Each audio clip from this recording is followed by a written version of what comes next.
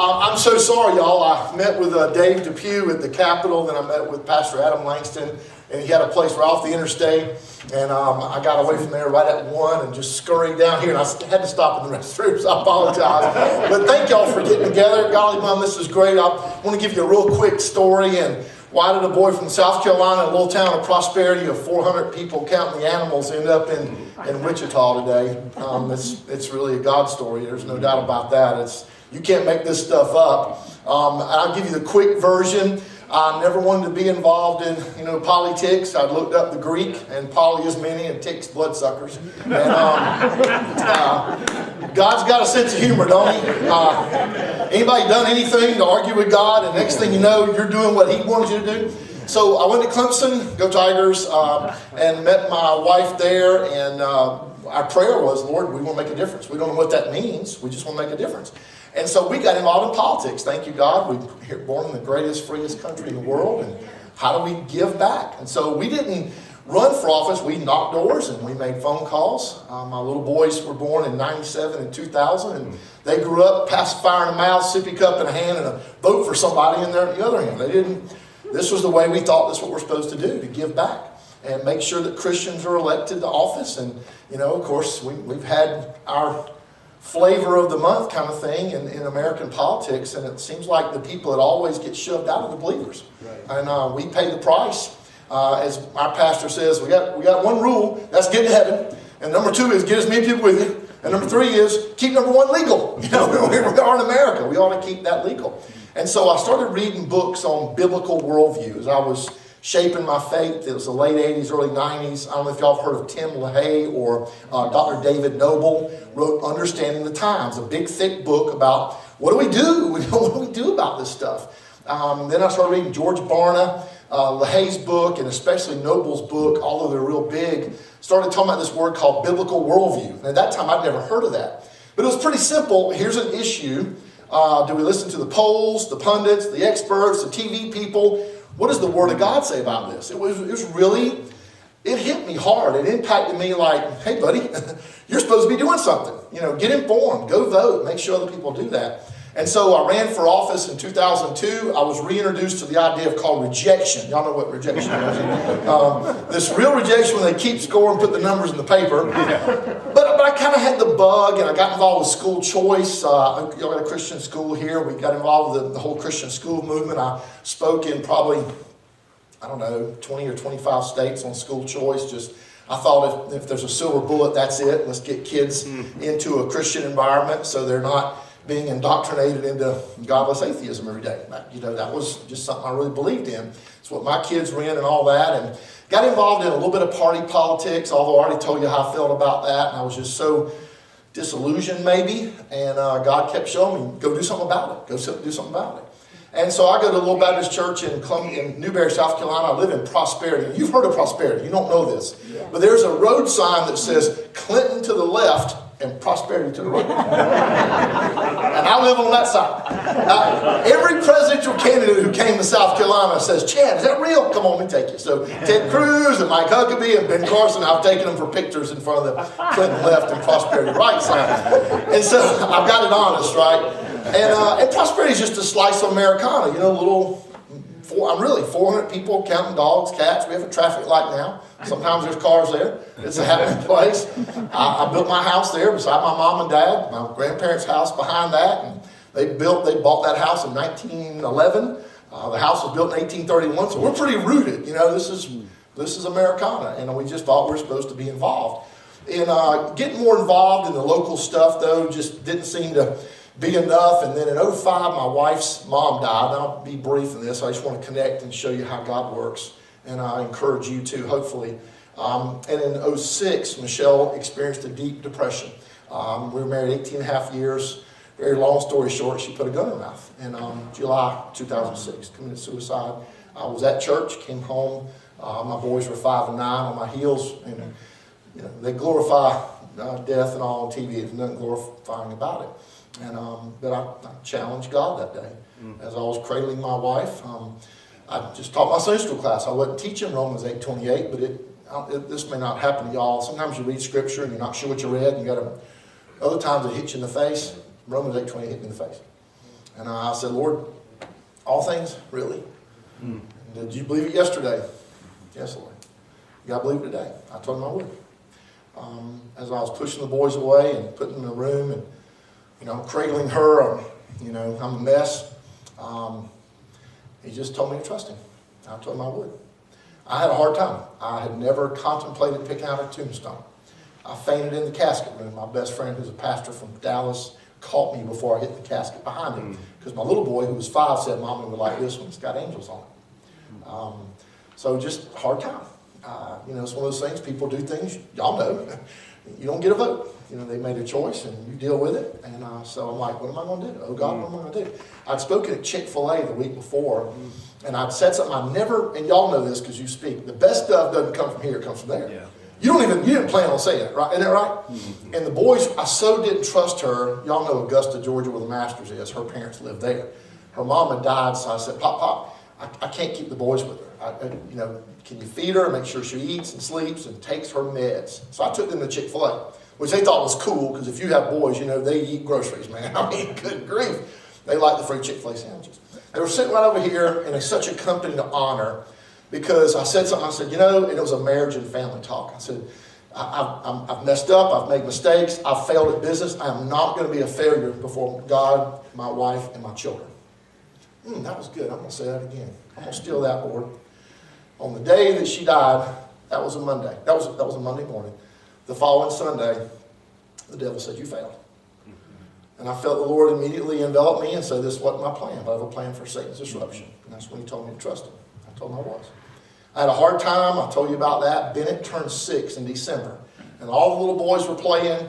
And I didn't mean to get in all this. I just want to connect the dots for you so you know my heart on this. And it was like the Lord was tapping on the shoulder, watching him skip away. He's moving on. It's time to move on. I had really not done any speaking. I turned down stuff. When you got little boys tugging at your coat, it's hard. It's tough. And when that happened, I decided, it's right. It's time to move on. And I went back to my board meeting. I'm on the Pamela Family Council Board. It's a pro-life, pro-family council organization in South Carolina.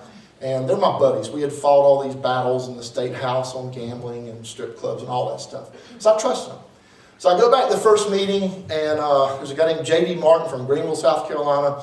And as soon as I get there, he's like, oh, man, hey, look, I know you're not ready when you are. I got this girl you need to meet. I'm like, J.D., get out of my face, man. Leave me alone. I'm barely functioning. I love you, man. Leave me alone. Okay, it's all right. I probably wasn't nice to him. I was sobbing. My boys have seen me sob. We have to do the budget meeting the week before Christmas. I called, it calls back. Mom and Dad are like, go, get out of the house. Here comes JD. Hey, Bo. Look here, Bo. He's got this Bo thing.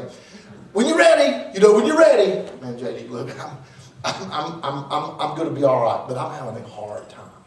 My boys have questions I'm not having good answers for. It's me and the Lord trying to answer them, and I've taken them to a Christian counselor, but they saw something nobody should ever see. Your mom in a pool of blood is not a cool thing. I'm having a hard time. And he said, you're Mr. Positive. I've watched you speak for years. This ain't going to beat you. He said, sometimes the devil can't defeat you, so he'll defeat someone whose defeat could defeat you. I thought a lot about that. He said, you remember that talk you do about counting your blessings? Do y'all hate it when people use your words against you as much as I do? I can't stand it. Yeah, JD, he said, go read your notes. And I went home.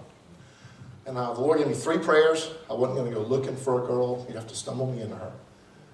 Lord, I didn't want a guy in the picture. I was not praying for a widow. I didn't know what that meant. I just didn't want to trade kids on 2. I just didn't, And the third thing was, Lord, send me somebody who relate, who I'm pretty messed up in the head. This is hard. And send me somebody who will understand and honor Michelle's memory, not be threatened by it. So I go home. I write down 103 blessings. I go back to the board meeting. It's the end of January. It's 07. I barely get in the room. Here's J.D. Martin. Boom. You got to meet this girl. You are boring. Get your boring self out of your house. Let's go on a double date. It'll be easy. I said, JD, I've been married 18 and a half years. My ring has never been off my finger. She was my best friend. And she was everything. All my dreams, all my goals wrapped up in Michelle. I'd have never been a speaker without her going, you can do it, you can do it. Time to take the ring off. I did. I took it off and put it in the safe with her rings, and we're going to move on. I'm going to move on. I said, all right, what's her name? He said, Dana. I said, big question, JD. How'd she become single? He said, same way you did.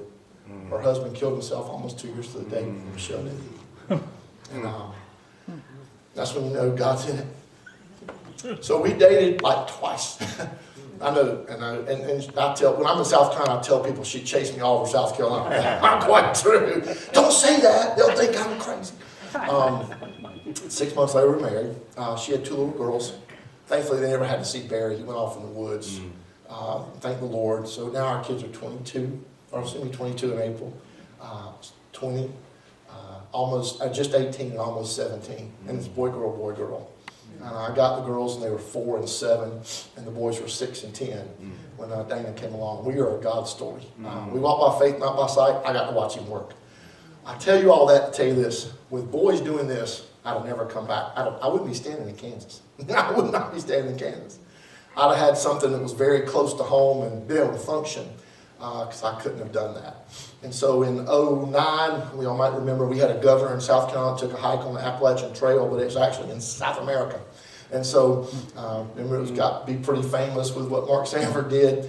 The state party chairman disengaged. She just got upset. And so I ran for state party chairman in 2011. I ran as a Christian, was a conservative, happened to be a Republican.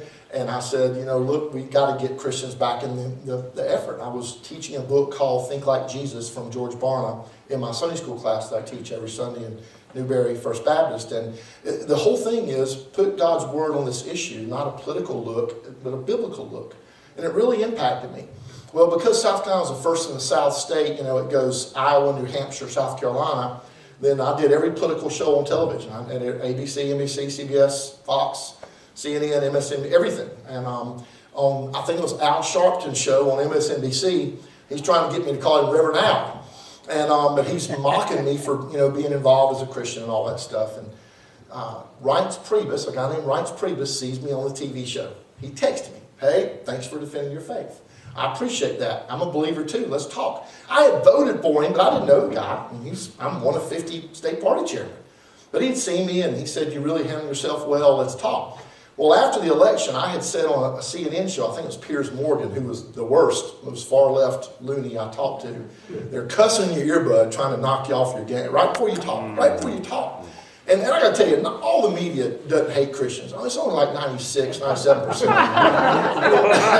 Don't believe that stuff is all of them. That's not true. But it really occurred to me, it's that, you know, they would ask you things kind of like, you know, how long since you quit beating your wife? They've done this and pin you in a corner because they ask it all the time, and our people get, you know, you watch what happens. We get left out the dry. So when I handle myself well, Reince noticed, you know, I'm doing these talks, and I had said on this show on Piers Morgan, I think Barack Obama will be the worst threat to American Christian and religious freedom we've ever had in our nation's history. Judges, y'all saw it. Marriage got redefined. I mean, think about the things that have happened in just a short period of time. We're now having adult conversations about, are you a boy or a girl? I've been telling people, I speak in colleges and high schools, and I say, look here, if Jesus don't come back, and they dig your carcass up in 1,000,000 years, they're going to find a boy or a girl. It's just factual. But you can't tell facts anymore. You can't tell truth anymore. Because there's no truth, we get to decide our own truth. So all these things are happening, and I'm teaching this book, Think Like Jesus. I'm reading George Barna's numbers. 82 million people sit in church on Sunday. 30 million vote. The biggest non-voting block is a bunch of people like us who just don't know. They think it doesn't matter. They think politics is dirty. And look, let's face it, the left has been very good at saying, you know, you preachers, you're really good at evangelism and missions, and man, our kids love that vacation Bible school, but Pastor, you shouldn't be involved in politics. You're going to offend somebody. And we put on our turn the other cheek, Jesus, and we back away. Because we don't want to offend him. We're right. We want to do it right. We've let the left define for us. I got to tell you, I don't think there's political and spiritual. I think there's spiritual. I think things have been politicized to meet the needs of a far leftist effort to get rid of you. If it's ever been mysterious, it's not anymore, is it? And I don't think that politics is the answer. And I fussed at Reince. Hey, Romney left out the faith crowd. This is us. He said, well, why don't you help me fix it? I said, I've been speaking in churches for years. I'll go talk to pastors, but I'm not going to promote the party. I'm not going to promote a candidate. So he offered me a job to create something they'd never done called National Director of Faith Engagement.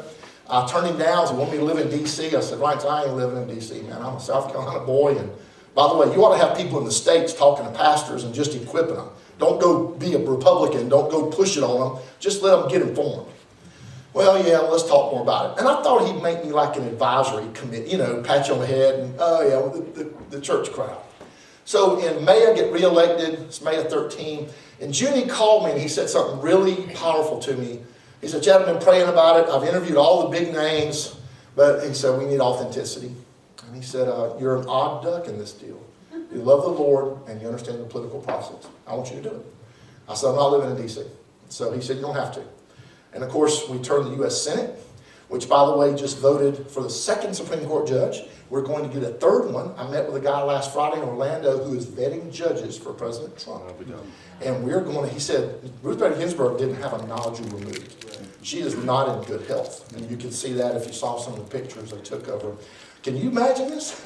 We're going to have a third. I mean, it gives me goosebumps to think, in nobody's lifetime in here have we had a 6-3 court. Right. That's why these judges, these states are going far left on, it's the baby, it doesn't matter, we can kill it once it's born. I mean, did you ever think this would be said outside of Nazi Germany by a governor? And look, when I ran, I said, something the media hated, I said, look, I'm pro-choice. When the kid turns 18, let's ask him. And they don't like telling the truth at all. And I'm one of those people who thinks if you're wrong on life, you're wrong. You're wrong on taxes or military spending. And so I started getting involved in those issues from a GOP faith. I started the job July 1st, 2013. First job I'd had in forever. I've been on my own speaking for 20-something years.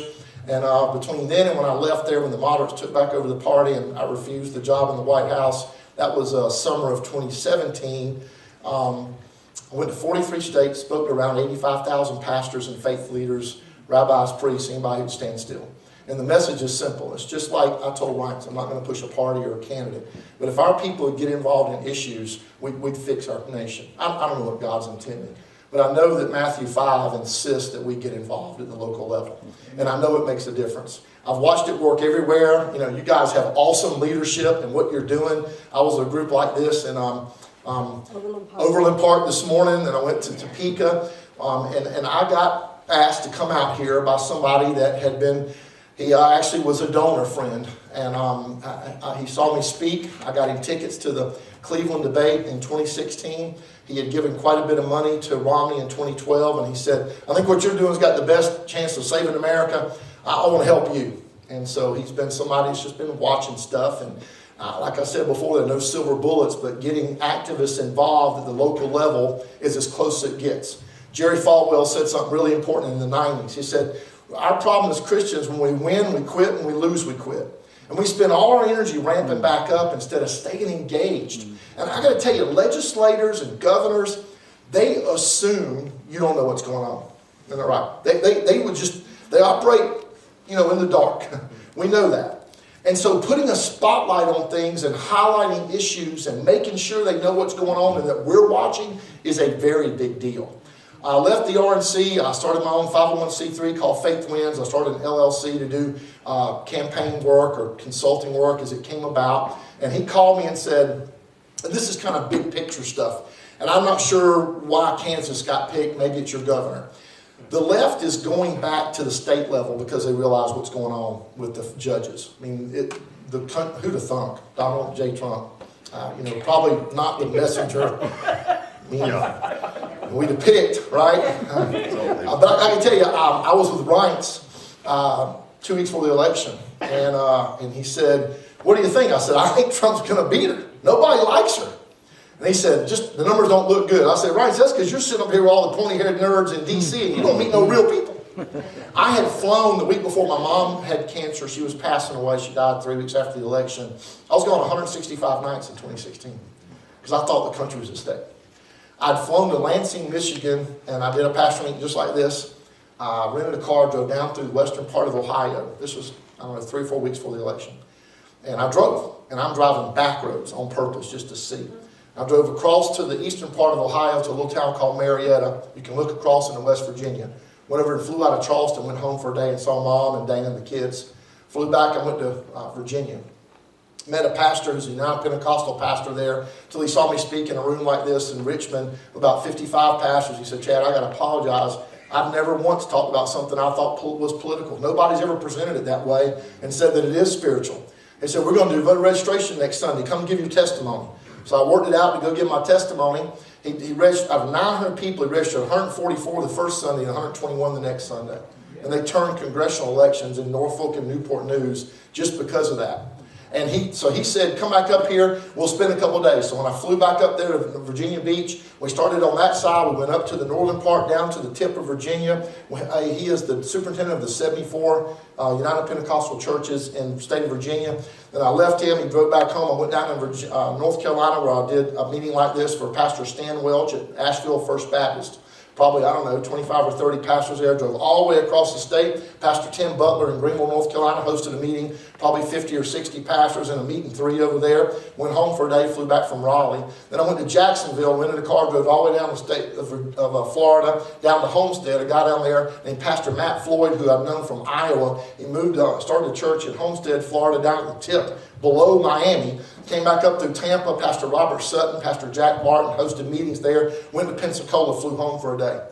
Then I went up to see Rice, and that's when I told him he's going to win. On election day, there was in the senior staff outside of his office, a room about like this, a table. And virtually everybody there ended up working in the White House, but maybe me and one other person. And all these senior staff people had put down their prediction. And it wasn't like official. I didn't see what Sean Spicer said or what anybody else said. But there was only one person who predicted he was going to win. It was me. Because they were all in D.C. And I was out with people going, look at what's going on. And I told Ryan, I said, this isn't exactly the top draw for people on what he does, but they like the results of what's going on. And, how many times have we heard somebody say they're going to move the embassy to Jerusalem? And one guy did it. And how many times have we heard people say, I'm pro-life, and what he's doing is unbelievable. In the State of the Union, to talk about babies that way, man, I just yearn for somebody to do that kind of talk. That could have been right out of the pulpit. And I know a lot of people who are writing his speeches and who are working in the communications shop. One of them is my old comms guy who works there, Hogan Gidley. You probably see him on Fox News quite a bit. Sarah Huckabee's a good friend. And so they're great people there. There are things going on. I believe because of what they see going on, they're working in red states to undermine issues like Israel. And so my friend called me and said, hey, would you go help out? There are wonderful people there. They need somebody who's done this in a bunch of states to pull them together, and we got a short ramp. They would like to do a Capitol rally on March 19th. They want to squash this like a bug so it doesn't come back. I don't know what the big picture of the left is. I know that, y'all know the name Penny Nance from Concerned Women? She and I were on a panel together at a conference in Orlando Thursday and Friday and Saturday. And she said that the whole Kavanaugh thing, they had raised like $250,000, but the Soros groups had raised like $246 million to beat Kavanaugh. They were all hired people. Our people don't need hiring, they just need to be activated and informed and engaged, and let's go make sure this happens. Our numbers dwarf anybody else. But so many things we lose in the arena because we're not even there. Our people aren't voting in numbers. They're not engaged. We're raising kids. We're paying taxes. We're going to church. We have church meetings. How many committees are you on at your church? I mean, it's incredible, right? We're busy. And so it takes issues like this to get people going. So I said, absolutely, I'd love to go back to Kansas. I got friends out there. And Rich Bott, we're going to do his radio show and inform people. And I think what we're going to do, because I think the Israel folks picked March 19th for a particular reason for them. They want to make a demonstration and just have a bunch of people at the Capitol. We're working on a Facebook campaign, a digital campaign. That'll be out real soon. If Donna's got your contact stuff and we can email you and let you know what's happening, we'd love for you to come to the Capitol on the 19th. We'd love to do a couple more meetings like this. I'd love to sponsor a breakfast or a lunch, and let's just build numbers. We want to build numbers to the point that we, like I said, squash this like a bug so it's not an issue anymore. You guys have incredible people who've put together these kind of mechanisms before. It's just time to do it again. I think they're concerned about the governor. That's all I can think, because she's been pretty vocal against Israel. This whole BDS movement, I actually picked up, I don't know if y'all read Bill O'Reilly's, killing this or killing that. I picked up Killing the SS. And I read it on the plane last night. By the way, I was kind of concerned that snow. I landed around, 11:15. It was coming down. I'd actually never driven on an interstate that I couldn't tell where the road was. That was different. But thankfully, I picked the hotel close to the airport in Kansas City, so I only had to go a couple miles. But I believe with all my heart that pushing this stuff down with people of faith getting involved and making their voices heard is the difference maker in America. Yes, ma'am. Okay, I just wanted to, I have a couple of them that are going to have to leave in just a few Yes. minutes. Do you have details about, I've already told we want buses and everything. Do we know what time yet? Well, I asked Dave Depew that at the Capitol today, and he said ideally we ought to do 12 because the session's in at 11, but he's going to double check that. Okay. So we will put that out on social media. Okay. My social media guy's working on the Facebook and all that stuff today, and I'm pulling out videos and some of the comments that there's a Representative Heiberger that said some things that they want to make sure our folks know about. It's pretty insidious. And then we're going to match up churches in those districts where these folks live and let them know this is not acceptable. So we don't have it at a specific time, but we're thinking that we're going to sponsor we'll have a box lunch for people, come there and probably be like a noon. Okay, and But it may depend on the session. okay, Good question. yeah. Can you give us a nutshell of how well? I mean, is there something specific that's why they're targeting Kansas? I have not heard why. I know they picked red states where they felt like they had an advantage, like a governor or somebody in the House or Senate that they thought would push the issue. I don't know, except why did New York and Virginia make the comments they did? I believe what you're seeing is the same thing we did under Obama. Our side went back to the states and passed legislation. I think that's why.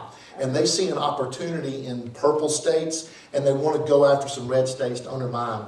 And are they going to do that legislatively, or They would like to try do to do it? So they're lobbying some of our representatives. That's what we think. Anti-Semitism. Okay. We really think we're ahead of the curve right here. I don't know why they picked Kansas first. That's kind of a $1 million question right now. But we think it's probably the governor. Maybe Soros is behind. I don't know. Okay. But we'll find out more as it goes along. I think what these guys saw was a chance to push this down and beat the silly out of it right now before it becomes a real issue. Okay. Can I just share of one course. thing before they have to leave? Yes. Yeah, and I'm sorry to interrupt you. No. But I want to make sure. No. I don't want to interrupt, but I want to say, but God, it just so happens that today there was a press release where Jake LaTurner, who is our treasurer, has issued a bill to allowing Kansas to invest in Israel. Yeah. And that is huge because, at the same time that the enemy's coming at us, God's already got things stirred up in the opposite spirit. So I just wanted to encourage you with that. If you're interested, I could forward you the actual press release, but it's significant that we have this law on the books. It's also significant that God, without Jake knowing anything, already had this bill ready to release today when we're all learning more about the opposite spirit. I didn't mean to interrupt. I just wanted them to hear that. I'm glad you said that. Dave Depew just told me that too. So you're right. It's a God coincidental thing, right? Not really coincidental. God had a plan. I don't know all the big picture. We have heard they picked out 6 red states, and you apparently first. And so they think if we can have a demonstration, a show of force of numbers, and we just go by nice and polite, praying for you, we're watching how you handle this whole Israel issue. We believe as Christians, as people of faith, we ought to be supporting the nation of Israel. They're the only democracy in the Middle East, for goodness sakes. They're the greatest ally. But by the way, God said those who bless Israel will be blessed. Amen. And those who curse Israel will be cursed. Right. And so we can give them all the answers. I will have talking points. Basically, I was in California helping them out. I was there Monday and Tuesday last week, and I spoke in Orlando. I was home for a day. My son and daughter in the state playoffs, our Christian school tournament deal. We lost. We won Saturday against the higher seed, and then The girls lost Monday night. My son's team lost last night against a really good team, so I missed that one. But I only missed 4 all year. That's pretty good. And so I've been traveling, but I will have the talking points soon, and I'll have the Facebook and all that stuff with a lot of details and some videos. Okay. All right. Yesterday we started checking into Israeli flags. I mean, I'm seeing thousands in our capital, and so we have big Israeli flags, and we're going to try to buy a bunch of small Israeli flags. And we just think that a rally, you know, we should really get, you know, who is that guy that we love, that Israeli worship leader? Oh. You know, the one that we had, Paul Wilbur. Yeah, we could just get Paul Wilbur to come. I mean, anyway, nothing's impossible. We're going to get some national media too. I won't tip the hand on that just yet, but we are working on some national media. But I'll do Rich Bott's show when I come back. Here's kind of the plan. It's a drive here. It wasn't a big deal. I drive anywhere. I drove to Orlando the other day because it was 6.5 hours. I couldn't get back to Bennett's game unless I drove. So it's not that big a deal to me. I'll drive back to the hotel tonight. I fly out early in the morning. Dana likes it when I make our couples Bible study on Thursday night too. So we traded tonight's study for tomorrow night, and I'll make it back. But I just appreciate what y'all do. I think that putting together this group already, you're incredible, and I know your hearts. I don't know you, but I know your hearts. And as long as we can get a hold of you, just on email, we'll start pushing stuff out really soon. I think I'm going to be back on, and I hadn't figured this out, but there's a gentleman who owns a country club in Overland Park, and they would like to do a luncheon there on the 7th. And so that's a Thursday. I don't know my travel details, but I think we'll do a luncheon there. And I'd like to sponsor one down here. Our donor will pay for a lunch. If you want to get more people, pastors, y'all want to bring people, let's do a lunch and let's talk about it. And see, the 7th to the 19th, that's 12 days. It gives a little bit more ramp time to bring, you know, people. And I know there's some Christian schools already coming. I was with a guy, you know, they're in Topeka. They're going to bring a Christian school. We just want to show a force of numbers. So if we do the Overland Park, probably it makes sense to do lunch the next day. Yeah. On Friday the 8th. Is that right? Yeah. So that'd be the target. Okay. And you and I'll talk to you. Okay, yeah, sure. I just wanted to say that I think that, you know, we can all bring people together. And what he was trying to refer to when he saw talking points is, I just want to verify that when we go up there will be the rally, but then there'll be opportunity to actually go into your representative's office and your senator's office, and you'll have talking points and explain why you stand with Israel. So you probably got that, but I just wanted to make sure that that's really clear. That's part of the objective, is to have the citizens of Kansas speak to the representatives of Kansas. And but the rally will be the center point of it. So kind of a culmination. Yeah. Anybody got any questions? I'm happy to. I just want to be sensitive to y'all's time. I was running behind, and I know I'm speaking for Pastor Howerton tonight. And, yes, sir. Yeah, so anti-Israelis are having a rally? Are they having a rally? Yeah, I don't know if they are. okay, but how do you know they're coming into to Topeka?